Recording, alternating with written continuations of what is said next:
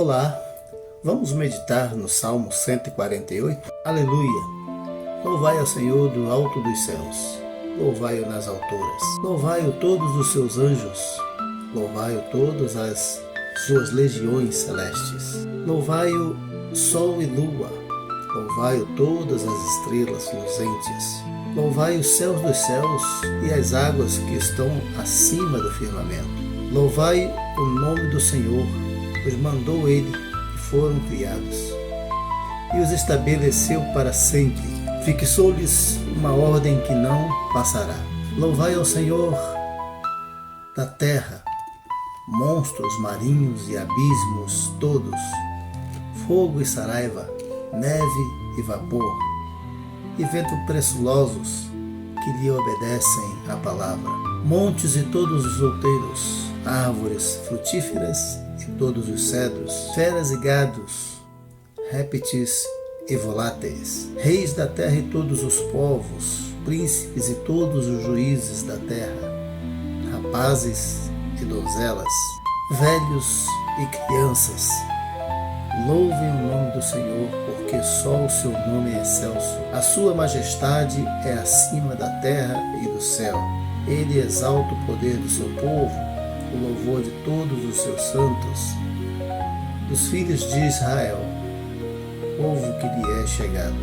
Aleluia. A palavra aleluia ressoa por séculos como um poderoso grito de louvor a Deus. Mas o que significa esta palavra? Por que realmente usamos esta palavra? A palavra aleluia é da junção do verbo halal, que significa louvor em hebraico, mais Yah, que é a abreviação do nome de Yahvé, o nome de Deus. Juntas essas palavras significam admiração, elogio, louvor a Deus. É mais do que uma mera palavra. Ela significa uma exclamação, uma admiração, um grito, uma proclamação, um convite, um chamado para reconhecer a dignidade, a majestade de Deus. Vamos ver um pouquinho do aleluia no Velho Testamento e no Novo Testamento. A palavra aleluia aparece repetidas vezes nos Salmos, especialmente do Salmo 145 até o Salmo 150, quando a palavra aparece nos primeiros versículos e nos últimos versículos. No Novo Testamento, além de expressões equivalentes, por exemplo, dos cantos dos anjos quando Jesus nasceu, os louvores, glória a Deus nas alturas, paz na terra os homens de boa vontade, que é um equivalente de aleluia, mas aparecem literalmente em Apocalipse, capítulo 19, versículos 1, 3, 4 e 6. Ou seja, 4 vezes em um único capítulo, revelando assim o caráter eterno e celestial de Deus. O Salmo 148 é um dos mais enfáticos chamados ao louvor em toda a Bíblia. A ordem louvai ao Senhor aparece 10 vezes nos 14 versículos. O Salmo não exclui ninguém, pelo contrário, toda a criação é convocada, intimada a louvar a Deus. Ele apresenta uma ordem universal, interestelar, intergalaxial. Céus, anjos, sol, lua, estrelas, todas as hostes celestiais são convocadas a louvar ao Senhor. É um chamado terrestre, mas também extraterrestre. Mesmo que haja seres em qualquer lugar do universo, todos são convocados a louvar ao Senhor. Mares, criaturas marinhas, fogo, granizo, neve, nuvens, ventos, montanhas, colinas, árvores frutíferas e cedros, todas as árvores, todos os seres, toda a natureza, toda a criação são convocados a louvar ao Senhor. Em todo lugar, todos os seres visíveis e invisíveis são convidados, são convocados a louvar ao Senhor. Reis, povos, príncipes, jovens, moços e moças, juízes, todos são convidados, convocados, intimados a louvar ao Senhor. E por quê? O Senhor merece? Por que se deve esse louvor a Deus? Porque se deve assim dizer aleluia ao Senhor.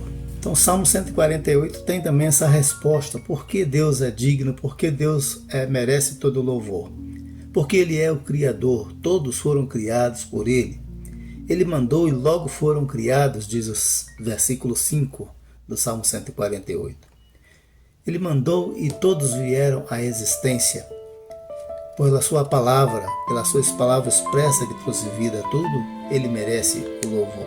Além disso, louvar a Deus é reconhecer a nossa origem, saber que Ele é o nosso Criador. Sem Ele nós não seríamos, nós não existiríamos. É reconhecer que Ele é a base de nossa sustentação.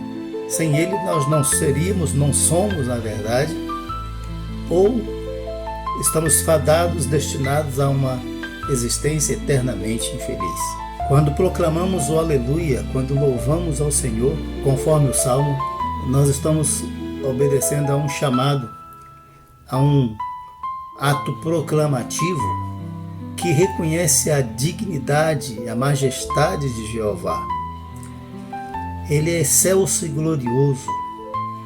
Toda dignidade, glória e honra residem nele, e é muito bom quando reconhecemos isso. Quando nos unimos à multidão dos anjos celestiais que no céu eternamente louvam a Deus, então estamos assim em harmonia com o Criador e com toda a ordem que Ele estabeleceu. Uma ordem no sentido de harmonia que invade o nosso ser, e então nós temos também a paz de Deus em nós, a segurança de Deus em nós. Quando dizemos aleluia, estamos dizendo que o nome de Deus é excelso, o seu caráter é santo, sua ética, sua moral são o nosso modelo da nosso comportamento, da nossa vida, direção para a nossa vida.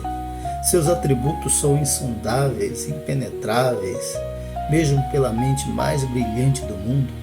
E a sua dignidade é majestosa, e estamos assim reconhecendo essa majestade de Deus em nossa vida. No Novo Testamento nós temos Jesus, se apresenta como a pessoa de Deus também digna de louvor e receber toda a adoração. Jesus mesmo disse: toda a autoridade me foi dada no céu e na terra. Se você prestar atenção, você vai ver que todas as Escrituras, especialmente o Novo Testamento, é sobre Jesus. Ele é a personagem principal do princípio ao fim da história. Ele é a personagem principal no princípio do Novo Testamento até o final do Novo Testamento. É Ele quem faz, é Ele que acontece, é Ele quem promete, é Ele quem cumpre, é Ele quem vem, é Ele quem chega. Jesus é tudo.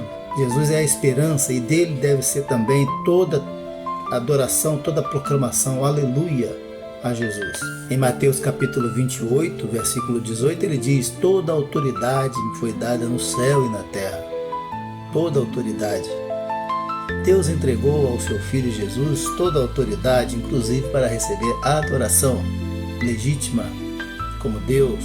Paulo, escrevendo aos Filipenses, no capítulo 2, versículos 10 e 11, diz que todo joelho se dobrará diante de Jesus e o declarará como Senhor.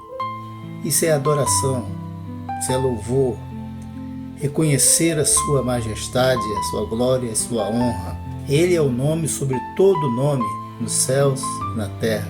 Mas a mesma pergunta que fizemos a respeito do Salmo, a respeito da dignidade de Deus, devemos fazer com respeito à dignidade do Filho. Por quê? Jesus assim merece toda a honra e toda a glória, todo o louvor, o aleluia.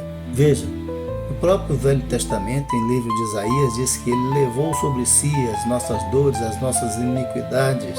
Já é um grande motivo para louvarmos a Deus. E depois nós temos Isaías também com correspondências em Mateus capítulo 1, versículo 23, dizendo que Ele é o Emanuel, o Deus conosco. Ou seja, não há se achar estranho prestar reverência, glorificar o nome de Jesus. Ele é o Emanuel, é o Deus conosco, é o Deus pertinho de nós, e mais, é o Deus dentro daquele que nele crê. Em Hebreus capítulo 1, versículo 6 diz: e quando introduz no mundo o primogênito diz, e todos os anjos de Deus o adorem. É ordenada a adoração, inclusive nos céus, entre os anjos, é ordenada a adoração a Jesus. Então devemos hoje adorar a Deus, adorar a Jesus, e aliás, Jesus se apresenta como sendo o caminho para Deus, o meio de nos achegarmos a Deus, um instrumento pelo qual possamos nos apresentar, e toda adoração só pode ser recebida, hoje falando, através de Jesus. Nos tempos do Novo Testamento se entendeu, a partir desse tempo se entendeu que a adoração é a partir de Jesus.